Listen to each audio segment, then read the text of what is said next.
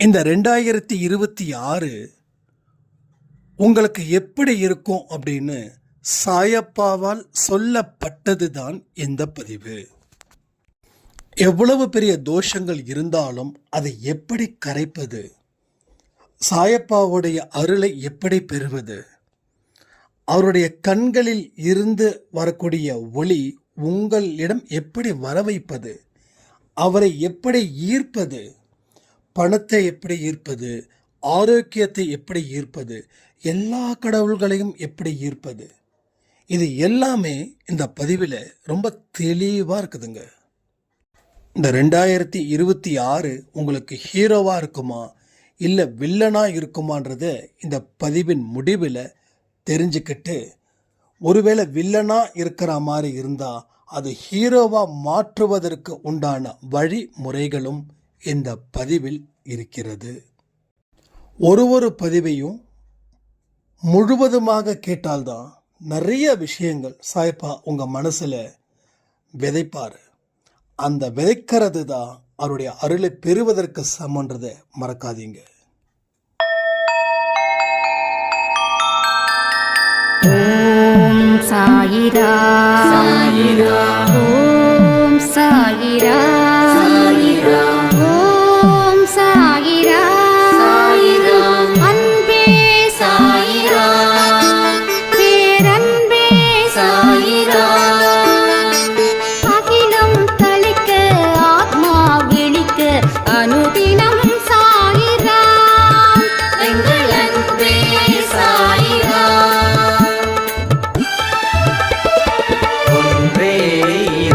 ஒன்றே பூமிக்கென்றும் சாயிரா, சரணம் சாயிரா, நன்றே செய்து வாழ்வோம், நாம் ஒன்றே செய்து வாழ்வோம், அன்பே சாயிரா.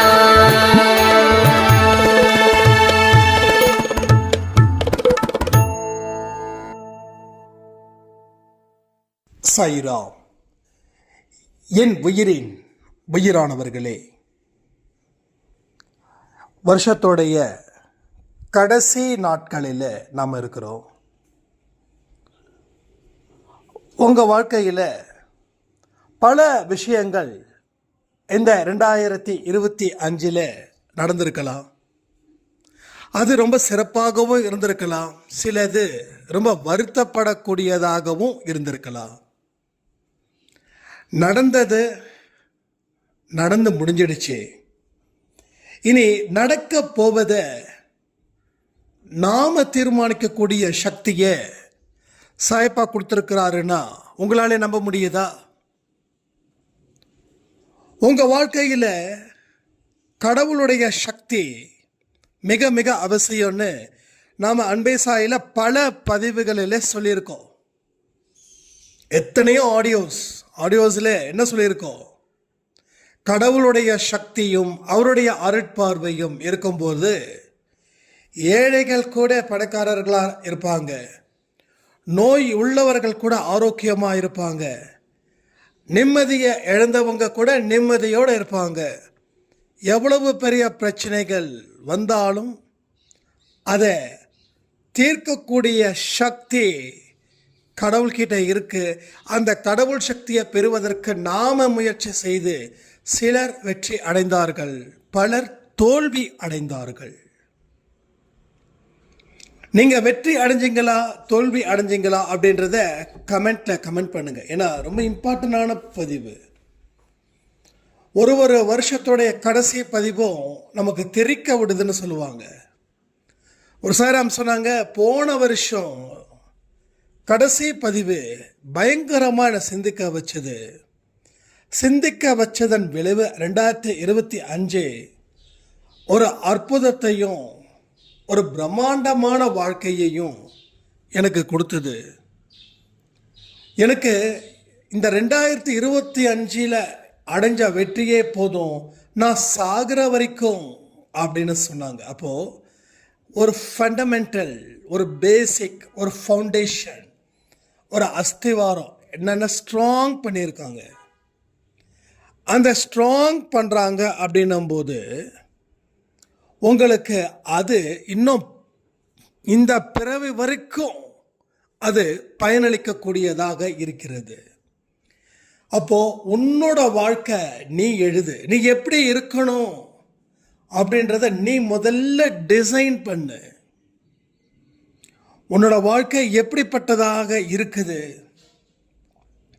எப்படிப்பட்டதா இருக்கணும், ரெண்டுத்துக்கும் இருக்கக்கூடிய டிஃப்ரென்ஷியேட் இருக்கே, அது ரொம்ப முக்கியம்.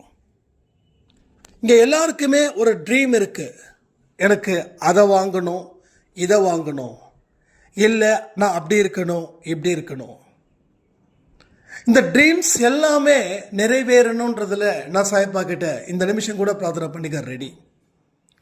ஆனால் அந்த ட்ரீம்ஸ் ட்ரீமாக போயிடாம அந்த ட்ரீம் உண்மையான ஒரு உருவமாக எழுந்திருச்சு நிற்கணும்னு என்னோட ஆசை. ஸோ ட்ரீம்ஸ் எப்படி இருக்கோ, படுத்துக்கிட்டு தான் நம்ம ட்ரீம் பண்ணணும், கனவு பார்ப்போம். அது எழுந்திருச்சு நிற்கணும். எழுந்திருச்சு நின்று அது ஒரு பிரம்மாண்ட சக்தியாக அது உருவாக்கணும். அந்த தோற்றத்தை நாம் நிஜத்திலே கொண்டு வரணும்.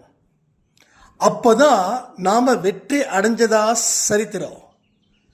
இல்லை கனவோட போயிடுச்சுன்னா அது யாருக்குமே தெரியாது, உங்களுக்கு மட்டும்தான் தெரியும். இல்லை கனவுல பார்த்ததை மற்றவங்களுக்கு சொன்னால் உங்களை கேலியும் கிண்டலும் பண்ணி சிரிப்பாங்க, உங்களுடைய கனவுகளை அழிச்சிடுவாங்க. ரைட்? நீங்கள் ஜஸ்ட் திங்க் பண்ணி பாருங்க. நீங்கள் ஒரு பெரிய பணக்காரர், அதாவது ஏகப்பட்ட கடனில் இருக்கீங்க. திடீர்னு உங்களுக்கு ஒரு பெரிய ஒரு ட்ரீம் இருக்கு. அந்த ட்ரீம் வந்து பெரிய பணக்காரராகி நீங்கள் 1000 பேருக்கு உதவிகள் செய்யக்கூடிய ஒரு வள்ளலா இருக்கிறது போல ஒரு ட்ரீம். இப்போ இந்த ட்ரீமை வந்து உங்கள் குடும்பத்தில் இருக்கிறவங்க கிட்ட இல்லை உங்கள் ஃப்ரெண்ட்ஸ் கிட்ட சொல்கிறீங்க. அவங்களுக்கு உங்கள் சூழ்நிலை எல்லாமே நல்லாவே தெரியும், ரொம்ப கிளியராக தெரியும், A to Z தெரியும். அடுத்த வேலை சாப்பாட்டுக்கு நம்ம என்ன பண்ணுவோம் அப்படின்ற அளவுக்கு அவங்களுக்கு தெரியும். நீங்கள் அவங்கக்கிட்ட உங்கள் ட்ரீமை பற்றி சொன்னால் ஒன்று நேருக்கு நேராகவே பேசி உங்கள் மனசை காயப்படுத்துவாங்க, இல்லைன்னா உங்கள் முன்னாடி நல்லவர்கள் மாதிரி பேசி பின்னாடி அடுத்த வேலை சொத்துக்கே வக்கு இல்லாமல் இருக்கிறான். அவன் வீட்டை பார்த்தீங்கன்னா அவ்வளோ பிச்சைக்கார வீடு மாதிரி இருக்கு. எல்லாமே 10 ரூபாய்க்கு வாங்கி அவன் குடும்பம் நடத்திட்டு இருக்கான். இவன் வந்து பெரிய பணக்காரராகி இவன் வந்து நிறைய பேருக்கு உதவி செய்ய போறானா, தான தர்மம் செய்ய போறானா. இந்த பிச்சைக்காரனுக்கு எதுக்கு இந்த மாதிரி கனவு வந்ததுன்னு தெரியலன்னு சொல்லி அங்கே உங்களை பார்த்து உங்களை நினச்சி உங்களை கேவலப்படுத்தி பேசி சிரிப்பார்கள். கரெக்டா? இது நடந்திருக்கா இல்லையா? முகத்துக்கு முகம் பேசுகிறவன் கூட அடுத்தவங்கிட்ட சொல்ல மாட்டான். முகத்துக்கு முகம் ஈடு கொடுக்காதவன் பிறர் முகத்துக்கிட்ட போய் பேசுவான். அப்போ நம்ம ட்ரீமை ஏன்டா இவங்ககிட்ட சொன்னோம் அப்படின்னு சொல்லி நாம் போட்டிருக்கிற செருப்பாலேயே நம்மளை அடிச்சுக்கிற மாதிரி வரும். அப்படி தான் இருக்கும். ஏன்னா என் வாழ்க்கையில் நடந்ததையும் இங்கே நான் சொல்லுறேன், பிறரோட வாழ்க்கையில் நடந்ததா வச்சு என்கிட்ட சொல்கிறாங்க இல்லையா, அதை வச்சு நான் சொல்கிறேன். ஸோ ட்ரீம் இஸ் அ ட்ரீமாக போயிடக்கூடாது. ட்ரீம் வந்து எல்லாமே மாறணும், நினைவாக மாறணும். அந்த சக்தி உங்களுக்கு இருக்குது. ஸோ உங்களுடைய ட்ரீம் என்னவோ அது நிச்சயமாக நிறைவேறும். ஆனால் ஒருவருக்கும் இந்த ட்ரீமை பற்றி சொல்லாதீங்க. ஏன் உங்கள் ஹஸ்பண்டுக்கிட்ட கூட சொல்லாதீங்க, உங்கள் ஒய்ஃப் கிட்ட கூட சொல்லாதீங்க, உங்கள் குழந்தைங்க கிட்ட கூட சொல்லாதீங்க. நீங்கள் சொல்ல சொல்ல அவர்களுடைய நெகட்டிவ் தாட்ஸு உங்களை அந்த ட்ரீமுக்கு உண்டான எந்த வித வளர்ச்சியையும் அது ஏற்படுத்தாமல் அது பொசுக்கி போட்டுடும். அப்போ 2025 பலருக்கு தோல்வி. எஸ், நான் அக்செப்ட் பண்ணுறேன். ஏன்னா நிறைய விஷயத்தை நான் கேட்குறேன். இப்படி ஆயிடுச்சு, அப்படி ஆயிடுச்சு, என்ன பண்ணுறது தெரியல, ஏது பண்ணுறதுன்னு தெரியலன்னு. ஸோ 2026 உங்களுடைய ரெசல்யூஷன், உங்கள் தீர்மானம் என்ன அப்படின்றத இன்னைக்கு 11 மணிக்கு கொடுக்கக்கூடிய பதிவில் நீங்கள் சொல்லணும். எல்லாரும் கலந்துக்கோங்க. லைவ்.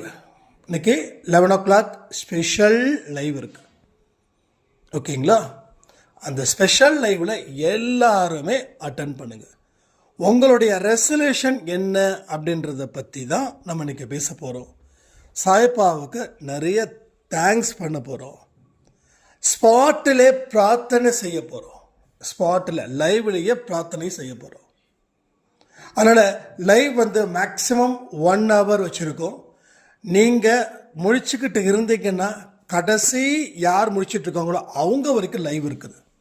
சரிங்களா? கமெண்ட் முடிஞ்சதுக்கப்புறம் லைவ் க்ளோஸ் ஆகிடும். அதனால் ஷார்ப்பாக 11 o'clock விஷ்ணு சாய்ராமுடைய இன்ட்ரோடக்ஷனில் இருந்து ஸ்டார்ட் ஆகும். உங்களுடைய கனவுகள் பிரார்த்தனைகளாக பார்த்து பிரார்த்தனைகள் செய்யப்படும். அதனால் மறக்காமல் இன்னைக்கு லைவை நிச்சயமாக எல்லோரும் அட்டன் பண்ணணும் அப்படின்னு சொல்லி நான் கேட்டுக்கிறேன். ஏன்னா போன வருஷம் நம்ம நைட்டுக்கு லைவ் வரல, டேயில் தான் வந்தோம். அதுவே நிறைய பேருக்கு ஒரு மனக்குமரலை வெளிப்படுத்துச்சு. இல்லை ஒரு வருஷமும் நம்ம இப்படி தானே பண்ணுவோம், இந்த வருஷம் மட்டும் நீங்கள் ஏன் இப்படி பண்ணீங்க அப்படின்னு. ஸோ அந்த பஞ்சாயத்துலாம் கிடையாது. ஸோ 11 to 12 நாம் லைவில் மீட் பண்ணுவோம். உங்களுடைய ரெசல்யூஷன் எதுவாக இருக்கட்டும், எதெல்லாமே இருக்குதோ அது எல்லாமே நடக்கும். ஆனால் ஒரு விஷயத்தை மட்டும் சொல்கிறேன்.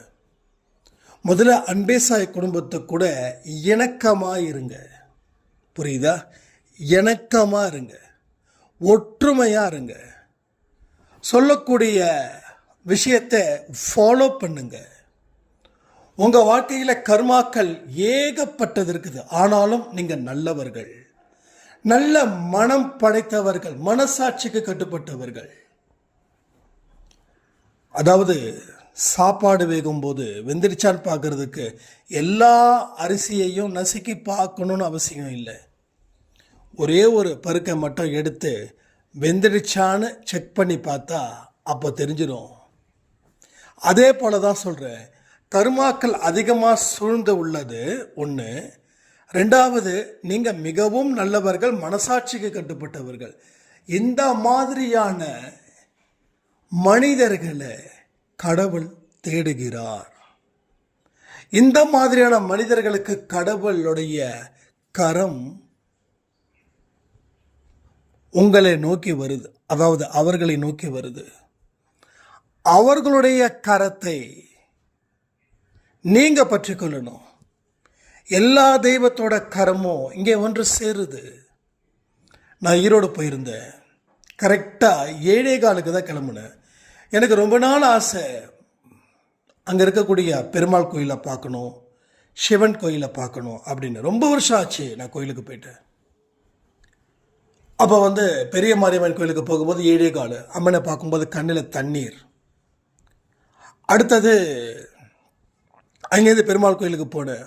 பெருமாள் கோயிலை பார்க்கும்போது உடம்பெல்லாம் புல்லரிக்குது. சிவன் கோயிலுக்கு போகும்போது கிட்டத்தட்ட முக்கியமான இது க்ளோஸ் ஆகிடுச்சு. ஆனால் ஏதோ ஒரு அந்த உள்ளுக்குள்ளேயே ஒரு சாமி கூட்டு இது பண்ணாங்க. அந்த தரிசனத்தை பார்த்தோம். அடுத்தது விஷ்ணு சாய் சொன்னாங்க, சாய்ப்பா கோயிலுக்கு போயிடலாமா, டைம் இருக்கு. இல்லைடா, மணி 7:55 ஆகிடுச்சு, முடியுமா? அதெல்லாம் ஒன்றும் பிரச்சனை இல்லை, 5 நிமிஷத்தில் போயிடலாம். நேராக போகிறோம். இன்பம் சுரக்கம் ஸ்டார்ட் ஆகுது அந்த பாடல். அங்கே லைவை முடிச்சுட்டு ஆரத்தியை முடிச்சுக்கிட்டு வீட்டுக்கு வந்தோம். அப்போது எல்லா தெய்வமும் நமக்காக காத்திருக்குதுன்னா நம்ம மனசு எப்படியோ அதனுடைய பிரதிபலிப்பாகவே தெய்வத்துடைய செயல்களும் தெய்வத்துடைய நினைப்புகளும் இருக்குது.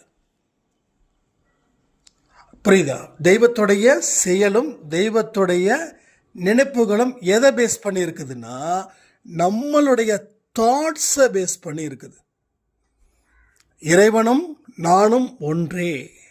இந்த மனநிலை எத்தனை பேருக்கு இருக்குதுன்னு எனக்கு தெரியல. ஆனால் இந்த மனநிலை தான் இங்கே இருக்கக்கூடிய எல்லா பிரச்சனைகளுக்கும் முற்றுப்புள்ளி வைக்கக்கூடியதாக அமையுது.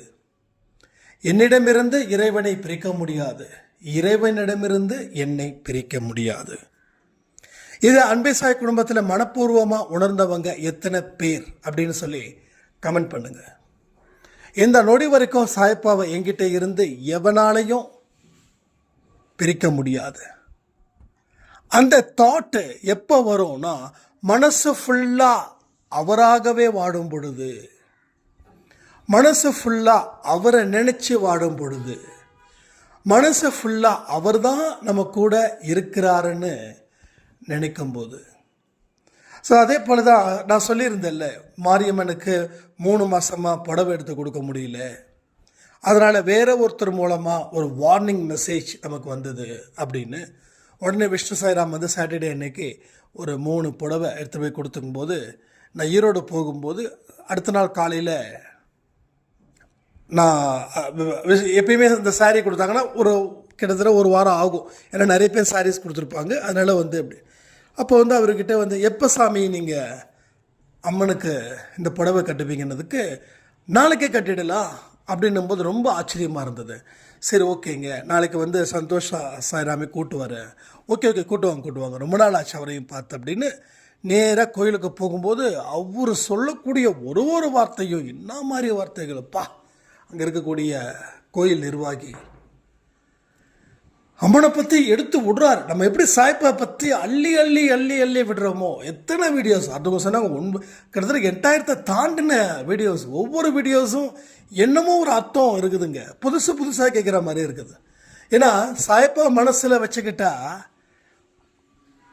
கோடி ஆடியோஸ் கூட நம்ம கொடுக்கலாம், கேட்குறாங்களோ கேட்கலையோ அது நமக்கு தேவையே கிடையாது. அதாவது யார் விருப்பப்படுறாங்களோ சாய்ப்பா விருப்பப்படணும் எந்த ஒரு பதிவை கேட்கறதுக்கும். அவர்கிட்ட நீங்கள் நெருங்கினாதான் அவர் சம்மந்தப்பட்ட எந்த ஒரு விஷயமும் உங்களுக்கு கிடைக்கும், இல்லைன்னா இட்ஸ் நாட் அ பாசிபிள். அப்போ வந்து அடுத்த நாள் காலையில் போகிறேன், அம்மன் அவ்வளோ அழகு. மாரியம்மனை பார்க்கும்போது என்னமோ தெரியல, எனக்கு சொல்லும் போதே ஒரு மாதிரி ரொம்ப ஆழ்ந்த எமோஷ்னல். அந்த பச்சை கலர் சாரியில் ஏதோ ஒரு வேப்பிலை வச்சு கட்டின மாதிரி அந்த காட்சி எனக்கு கிடைக்குது. அதனால் கடவுள்கிட்ட நாம் நெருங்கினா மட்டும்தான் எந்த விதமான தீங்குகளும் நம்மளை நெருங்காது, எந்த தீங்கும் நெருங்காது. யாராவது ஒருத்தவங்க தீங்கு செய்ய உங்களை தேடி வந்தால் அவங்களுக்கு தான் அந்த தீமைகள் நடக்குமே தவிர யூ வில் பி சேஃப். அதனால தான் சொல்கிறேன், அந்த சக்தியை நாம் பெறணும்னா அந்த சக்தியை நாம் ஈர்க்கணும். இந்த காலேஜ் படிக்கும்போது பசங்க பொண்ணுங்களை லவ் பண்ணுவாங்க, அந்த பொண்ணுக்கு பிடிச்சதை போலவே அந்த பையன் மாறுவான். ஒரு ஈர்ப்பு வரும், அந்த பொண்ணு பார்க்கும் நம்ம நினச்ச மாதிரி அழகாக இருக்கா, நாம் நினச்ச மாதிரி முடியை இப்படி வச்சுருக்கா, நாம் நினச்ச மாதிரி கண்ணாடி போட்டிருக்கான், நாம் நினச்ச மாதிரி ஷூ போட்டுருக்கான், இவனுக்கு கருப்புனா ரொம்ப பிடிக்குது, ஆனால் இவன் கருப்பாக இருந்தாலும் ஏதோ அட்ராக்ஷன் பண்ணுறான். நிறைய பேர் நினைப்பீங்க என்னையே சொல்லிட்டு இருக்கேன்னு, நான் என்ன வச்சு தானே சொல்ல முடியும், நமக்கு நேச்சுரலாகவே அப்படி இருக்குது. அப்போது யாராலையும் நம்மளை மாற்றணும் அப்படின்றதுலாம் இல்லை. என்றைக்குமே சரி அடுத்தவங்களை அட்ராக்ட் பண்ணணுன்றதுக்காக வாழலை, நாம் பிறரை அட்ராக்ட் பண்ணுறோம். எனக்கு பிடிச்சதை வச்சு நான் வாழும்போது அது இயல்பான ஒரு எனர்ஜி எனக்கு கிடைக்குது.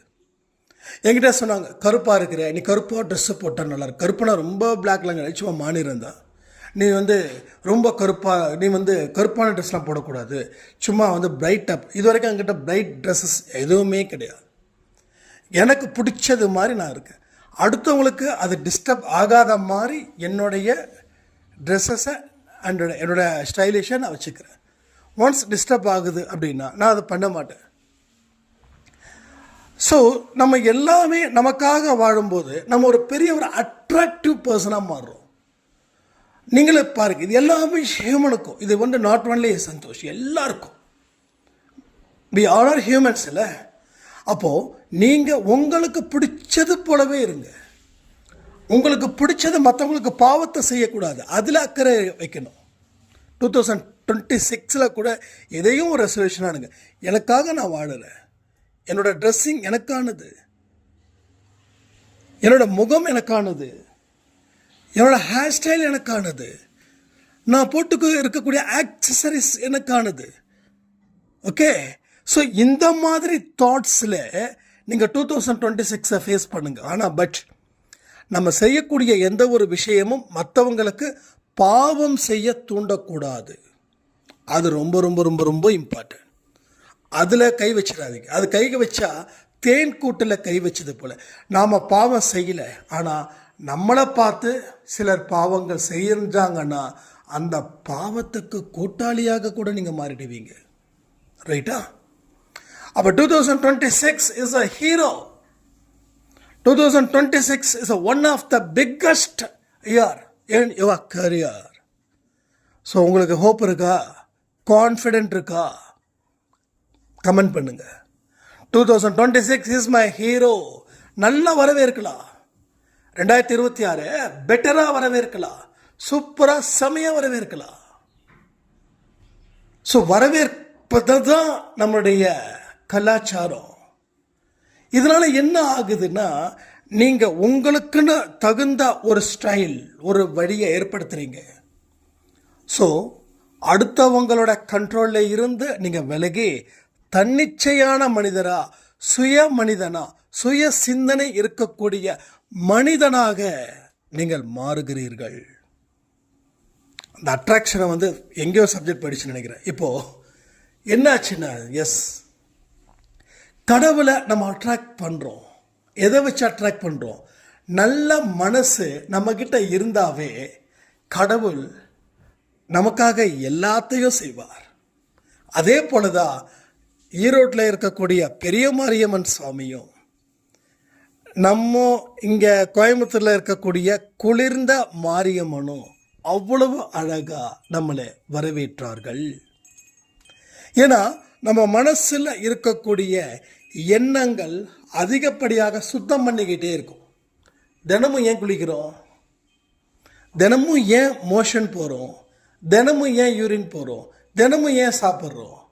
அதெல்லாம் போகலை அப்படின்னா நமக்கு பாதிப்பாயிடும். அதே போல் மனசையும் சுத்தம் பண்ணலைன்னா அது மோசமான விளைவுகளை ஏற்படுத்தி ஈர்ப்புகள் வேறு திசை நோக்கி போகும். அதனால தான் சொல்கிறேன், எச்சரிக்கையாக இருக்கணும். ஆனால் அதுக்காக பயப்பட வேண்டிய அவசியமே இல்லை. நீங்கள் எச்சரிக்கை அப்படின்றத வந்து உங்களை நோக்கி பூகம்பம் வருதுன்னு நான் சொல்லலை.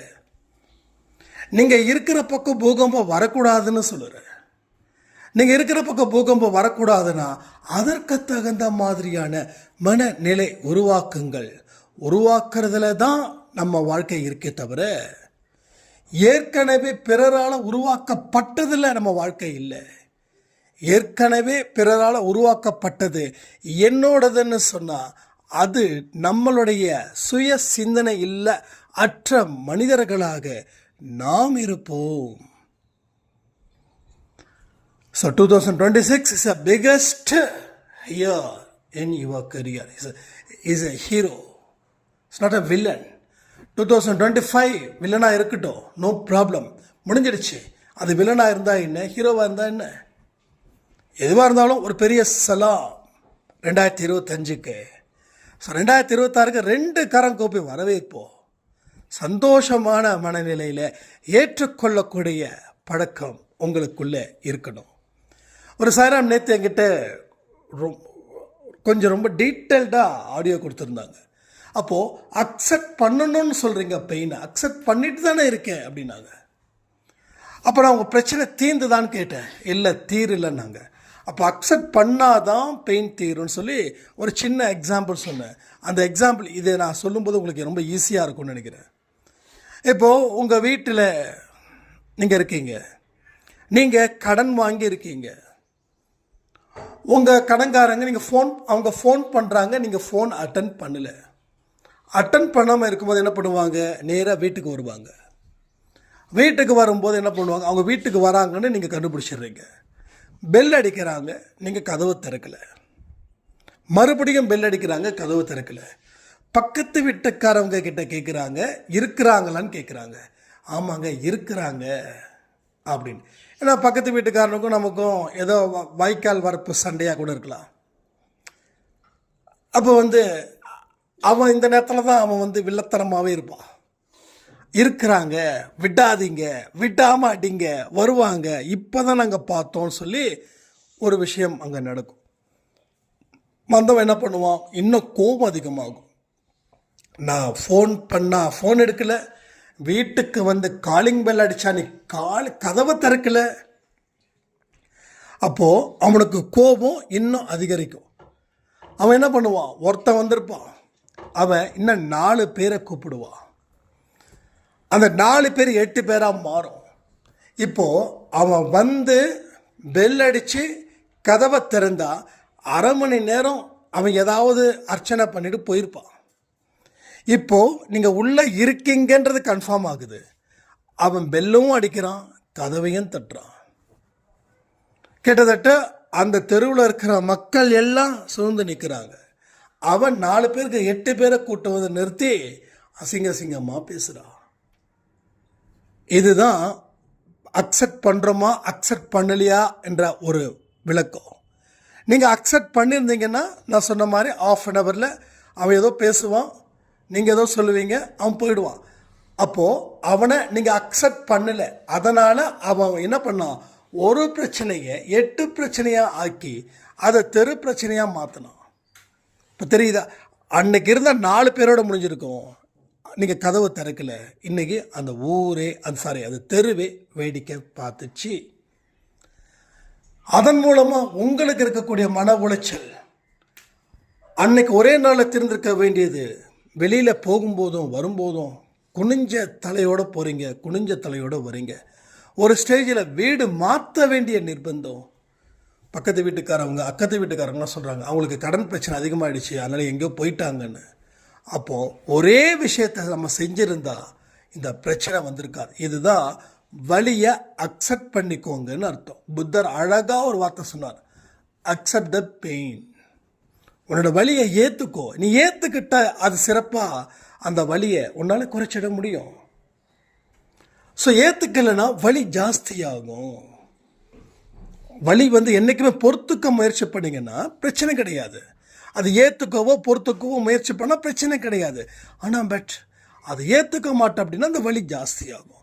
ஸோ இதை நல்லா புரிஞ்சுக்கோங்க. 2025க்கு ஒரு நல்ல குட் பை சொல்லுங்கள். எத்தனையோ விஷயங்கள், நல்ல விஷயங்களும் நடந்தது, ஒரு மோசமான சம்பவம் நடந்தது. சந்தோஷம், எல்லாத்துக்கும் சந்தோஷம். கூட இருந்தவங்களுக்கு சந்தோஷம், நல்லவர்களுக்கு சந்தோஷம், தீயவர்களுக்கும் சந்தோஷம். நல்ல அனுபவத்தை கொடுத்தவங்களுக்கும் சந்தோஷம், தீய அனுபவத்தை கொடுத்தவங்களுக்கும் சந்தோஷம். ஒரு பெரிய எக்ஸ்பீரியன்ஸ் எனக்கு கிடைச்சதுன்னு நினச்சிக்கோங்க. So 2026 is the biggest hero in your life, in your career. So you will be achieve in everything aspects.